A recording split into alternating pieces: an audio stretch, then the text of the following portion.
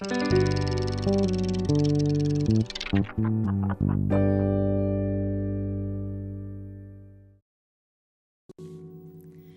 voy, amor,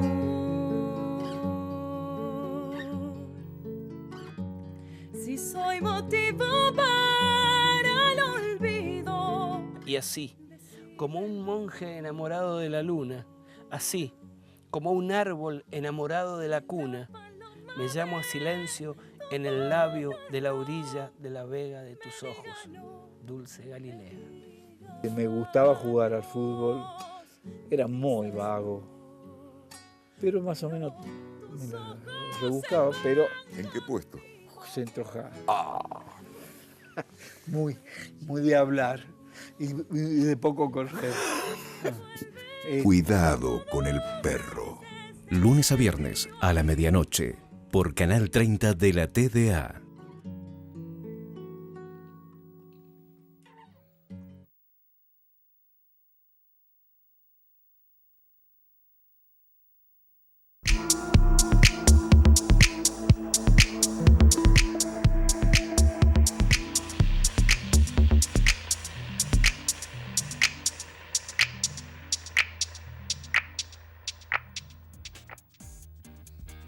Amigos, ¿cómo están? Bienvenidos. Ya estamos en vivo en el canal 30 de la televisión digital abierta en esta fecha importante, una fecha patria, 17 de agosto, un día como hoy, pero de 1850 pasaba a la inmortalidad José de San Martín, el libertador de Argentina, de Chile y también de Perú. Una fecha importante para tener en cuenta en nuestro país.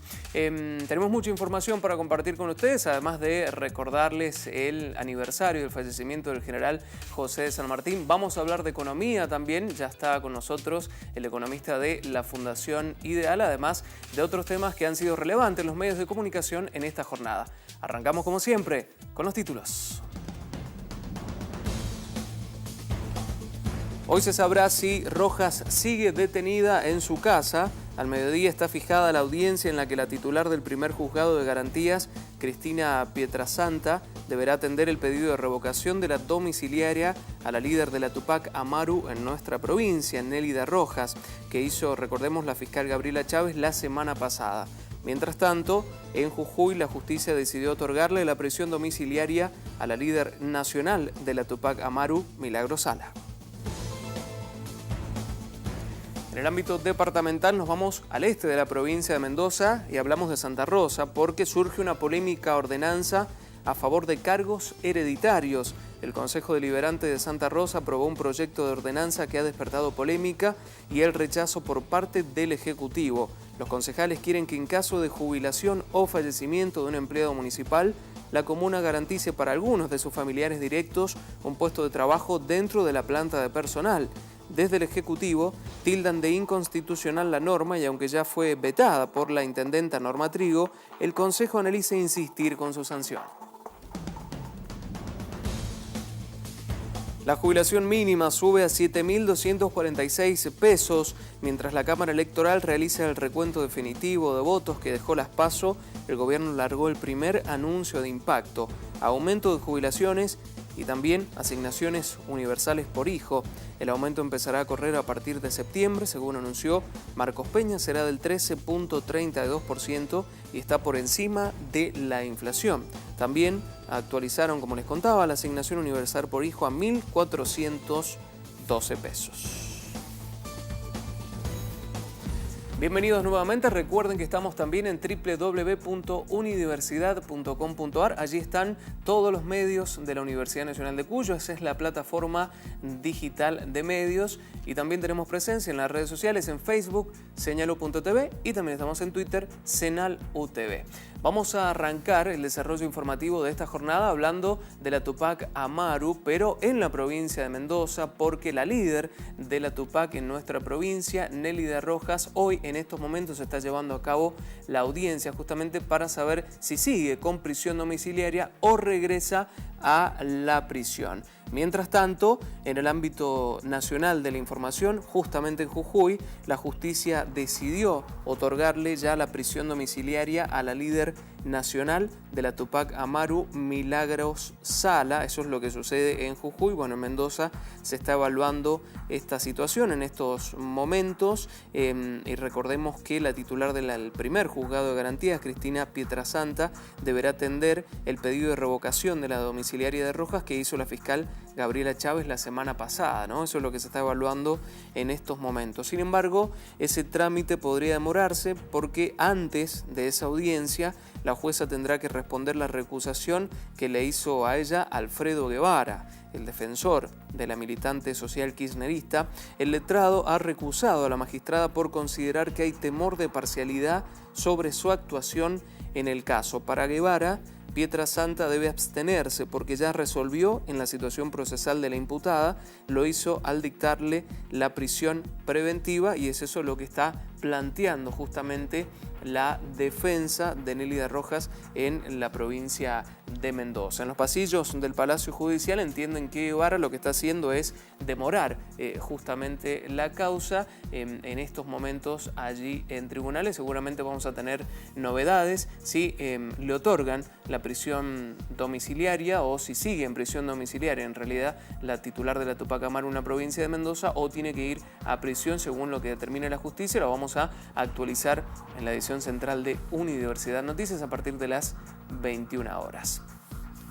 Vamos a cambiar de tema, vamos a hablar de economía. Ya está con nosotros Rodrigo González de la Fundación Ideal porque pasaron las primarias abiertas, simultáneas y obligatorias y hay mucho para hablar en materia de economía hasta el 22 de octubre, que son las generales. ¿Cómo te va, Gonzalo? Bienvenido, gracias por estar con nosotros. ¿Qué tal, Lucas? Gracias a vos. Bueno, lo decía en la introducción, hay mucho para hablar en materia de economía, justamente después de las primarias abiertas, simultáneas y obligatorias. El dólar, por ejemplo, fue protagonista la semana posterior a esta semana, ¿no? Los mercados hablaron, Lucas, luego de las elecciones. Vos sabés que los mercados financieros intentan siempre anticiparse a lo que viene en términos políticos, ¿no?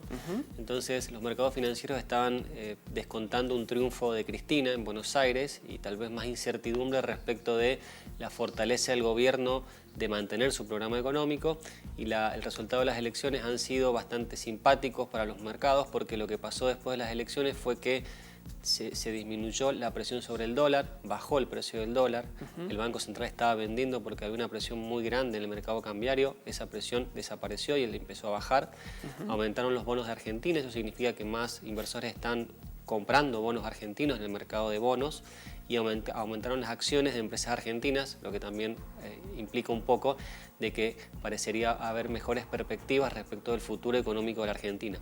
Hay que tener en cuenta que los mercados financieros son muy volátiles. Esto no significa de que solucionamos los problemas de la economía real, de la producción, pero sí que hay un voto de confianza hacia el plan económico del gobierno.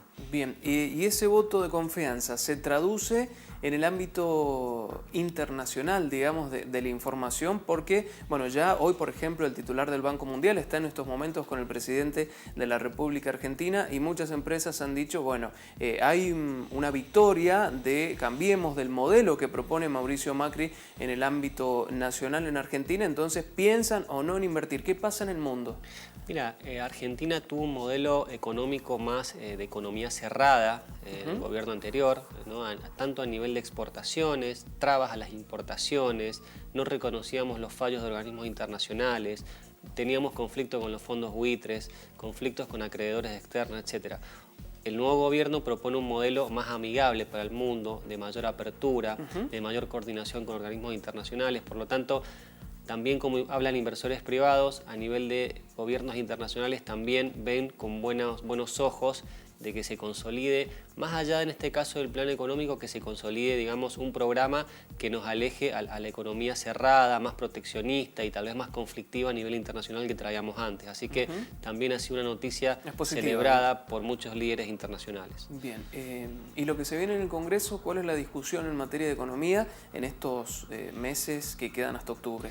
Mira, si vemos los números fríos, digamos, más allá de las encuestas y más allá digamos, de las predicciones que se hacen de cara a octubre, lo que pasó es que si se llegan a mantener estos mismos resultados de las PASO en las elecciones de octubre, el gobierno estaría ganando 17 diputados en su bloque y 9 senadores.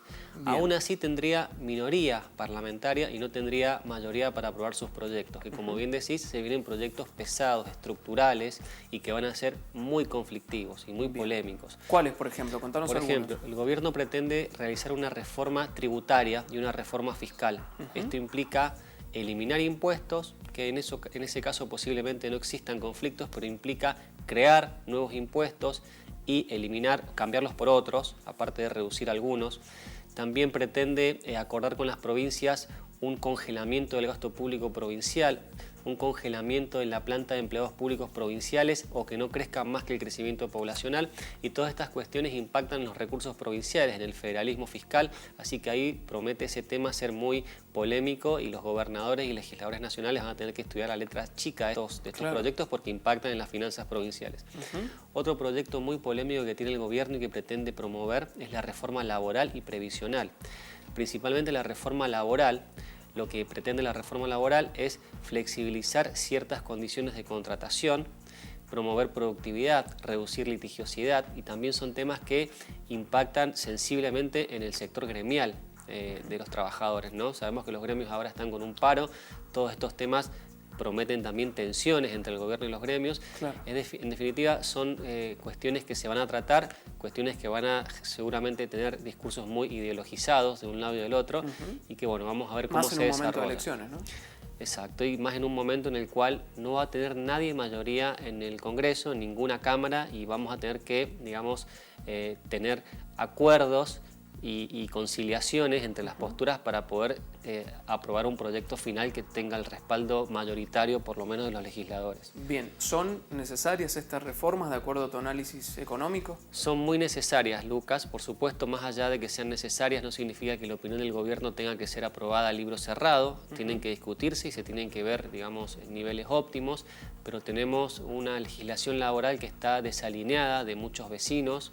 Tenemos una presión impositiva que también está muy desalineada. Tenemos cuestiones previsionales que también quieren tratar, que son bastante oportunas para hacer sostenible el sistema previsional. Entonces digo, son temas que son necesarios y ojalá que prime la grandeza y no la especulación política, ¿no? Bien, hoy se conocieron los números de un aumento más en la jubilación, aumentos que ya están estipulados por ley, ¿no? Exactamente, con una ley de movilidad previsional, tanto jubilaciones como la asignación universal por hijo, 2 veces al año se actualizan con la inflación y con la recaudación del ANSES, así que sí, eso estaba previsto y de hecho tiene varios años esa ley de movilidad. Muy bien, Rodrigo, muchas gracias. Hasta la próxima, Lucas, nos vemos. Estábamos allí discutiendo temas del ámbito económico con nuestro economista de la Fundación Ideal, Rodrigo González. Tenemos más información para compartir con ustedes, hay mucho todavía. Vamos a hacer un corte, ya venimos.